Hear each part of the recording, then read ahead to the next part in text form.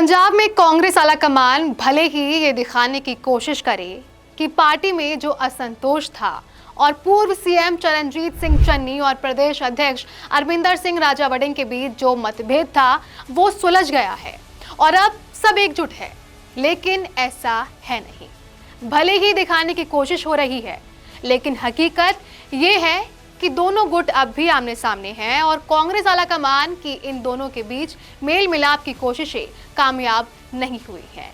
इस बीच बड़ा अपडेट ये सामने आया है कि कांग्रेस आलाकमान अब भी इस कोशिश में लगा है कि दोनों गुट मिल बैठकर अपने मतभेद सुलझा ले और पंजाब चुनाव से पहले पूरी पार्टी एकजुट होकर वोटरों के बीच पहुंचे और ये मैसेज भी पब्लिक के बीच जाए कि कांग्रेस में कोई मतभेद नहीं है, सारे नेता एक हैं।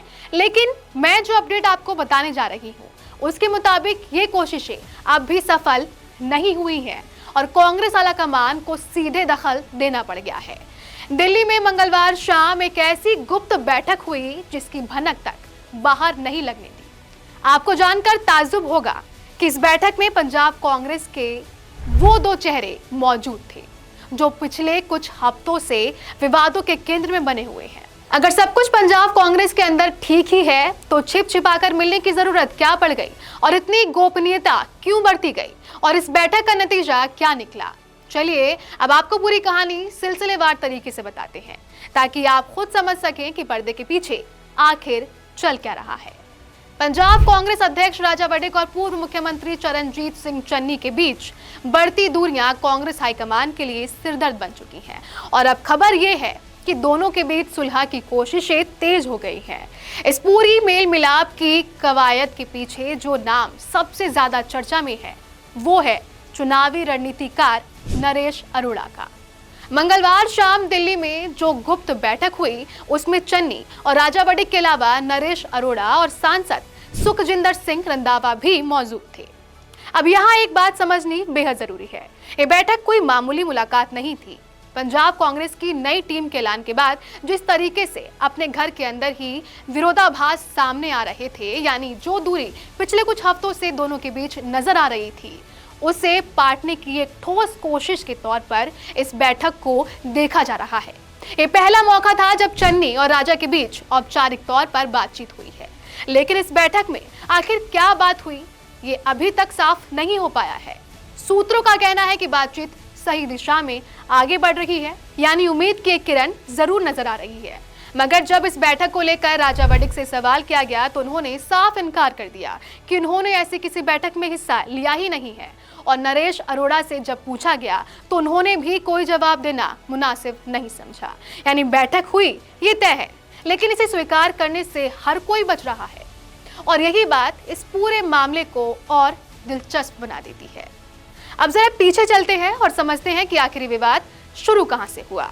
1 जुलाई को कांग्रेस हाईकमान ने बड़ा फैसला लेते हुए राजावड़िंग को पंजाब प्रदेश अध्यक्ष के पद पर बनाए रखने का ऐलान किया। इसके साथ ही चरणजीत सिंह चन्नी को कैंपेन कमेटी की कमान सौंपी गई और सुखजिंदर सिंह रंधावा को कोर कमेटी का प्रमुख बनाया गया। ऊपर से देखने में यह फैसला संतुलन बनाने की कोशिश जैसा लग रहा था, लेकिन असल में यही से असंतोष की चिंगारी भड़क उठी।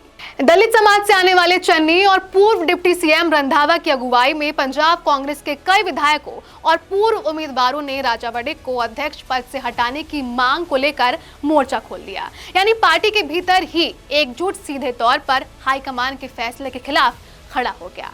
ये कांग्रेस जैसी पार्टी के लिए बेहद असहज स्थिति थी, खासकर तब जब पंजाब में विधानसभा चुनाव सिर पर है।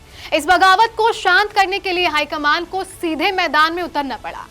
सबसे पहले पंजाब कांग्रेस के प्रभारी भूपेश बघेल ने चंडीगढ़ का रुख किया और करीब 1 हफ्ते तक वहीं डेरा डाले रखा ताकि नाराज नेताओं को मनाया जा सके। लेकिन जब बात नहीं बनी तो पार्टी के संगठन महासचिव केसी वेणुगोपाल को खुद मोर्चा संभालना पड़ा। उन्होंने चन्नी और रंधावा जैसे नाराज नेताओं को दिल्ली तलब किया और उन्हें साफ शब्दों में अनुशासन की नसीहत दी। इसका असर भी दिखा। इसके बाद चन्नी ने खुद सामने आकर ये साफ किया कि वो पार्टी आलाकमान के फैसले के साथ खड़े हैं। बीते बुधवार को पंजाब कांग्रेस के सभी वरिष्ठ नेता पार्टी मुख्यालय इंदिरा भवन में केसी वेणुगोपाल की बुलाई गई बैठक में शामिल हुए। इस बैठक की सबसे दिलचस्प बात ये रही कि चन्नी और राजा वड़िक आसपास ही बैठे नजर आए। पार्टी की तरफ से इसके जरिए एक साफ संदेश देने की कोशिश की गई कि विवाद अब सुलझ चुका है और सब कुछ सामान्य है। लेकिन अब सवाल ये उठता है कि जब इंदिरा भवन से सुलह की तस्वीर सामने आ चुकी थी, तो फिर बीते मंगलवार को दिल्ली में गुप्त बैठक करने की जरूरत क्यों पड़ गई?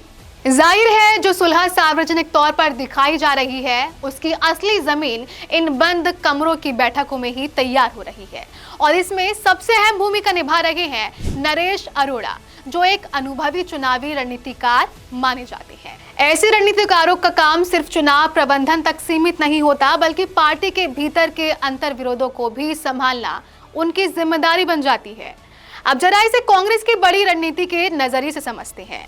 पंजाब में विधानसभा चुनाव नजदीक हैं और कांग्रेस के लिए सबसे बड़ी चुनौती यही है कि पार्टी एकजुट दिखे।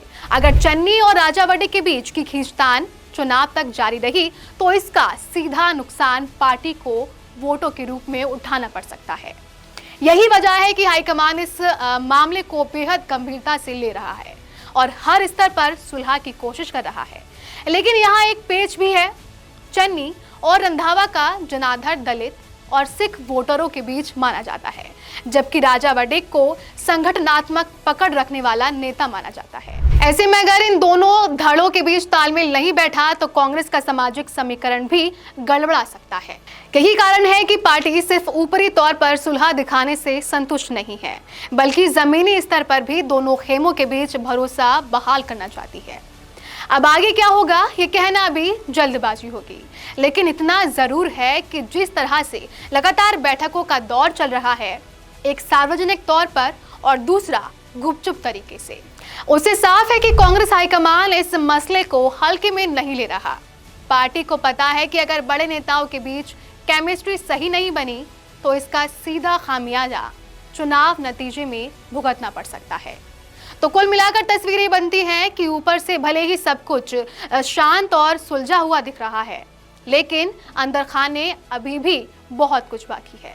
राजा वड़िक का बैठक से इनकार करना और नरेश अरोड़ा का चुप्पी साधना, ये दोनों ही बातें इशारा करती हैं कि मामला अभी पूरी तरह सुलझा नहीं है, बल्कि सिर्फ पर्दों के पीछे सुलझाने की कोशिश हुई है। अब देखना ये होगा कि आने वाले दिनों में क्या इस गुप्त बैठक का कोई ठोस नतीजा सामने आता है या फिर पंजाब कांग्रेस की आंतरिक खींचतान चुनाव तक इसी तरह सुलगती रहेगी। हम इस पूरे मामले पर नजर बनाए हुए हैं और जैसे ही कोई नई जानकारी आती है आपको सबसे पहले बताएंगे।